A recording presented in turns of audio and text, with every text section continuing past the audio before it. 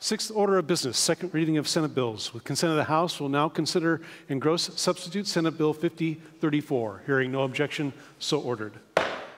This amendment represents ideas that will help our businesses, provide predictability to our businesses and landowners that allow them to grow their businesses, allow them to put people to work, and ultimately allow them to grow our economy so $1.3 billion in tax increases aren't necessary.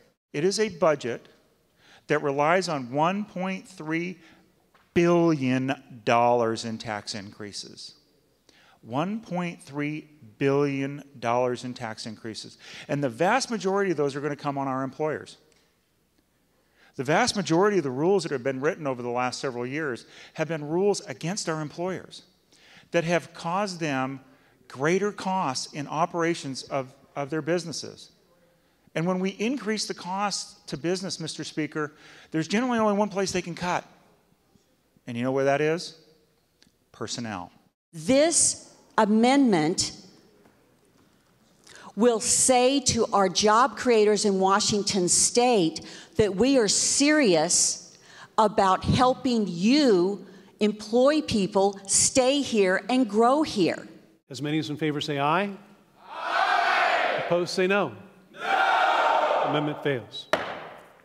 When you're a private sector business and you're trying to build a dental office, or you're trying to open up a new restaurant, or even if you're a nonprofit and you're trying to open up a food bank, 90 days is a long time. Janicki Industries, probably the second largest private employer in the whole county, who has several hundred employees there, and talked about this cutting edge company that's a family business that's been growing leaps and bounds.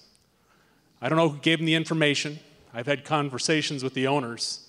In the last few years, they have not grown in Washington State. The reason? Because the regulations and the permitting times.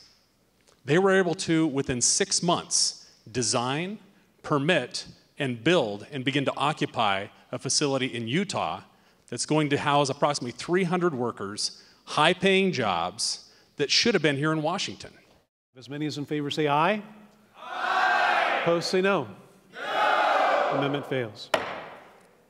Now we're up to $3.75 billion in available new revenue to address our budget needs. But that wasn't enough. That wasn't enough. You add $1.3 billion in new tax increases on our citizens at a time when they can least afford it. Fundamental reforms are needed for Washington to meet its constitutional obligation to its students. Pouring more money into an outmoded system will not succeed. In fact, in the last 6 years, over $10.4 million of my money and my fellow pro-lifers' money, who are morally and just vehemently opposed to this idea, was confiscated from us and against our will, and was used to stop the lives of children who are growing in their mother's wombs, which should be the safest place on the planet for them. Out of the $1.3 billion in additional taxes that have been proposed, about $1 billion of it doesn't go to education, it goes to everything else.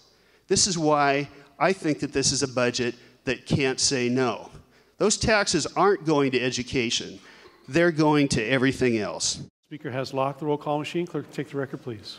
Mr. Speaker, there are 54 yea, 43 nay, 1 excused or not voting. Having received a constitutional majority and gross substitute Senate Bill 5034 is declared passed.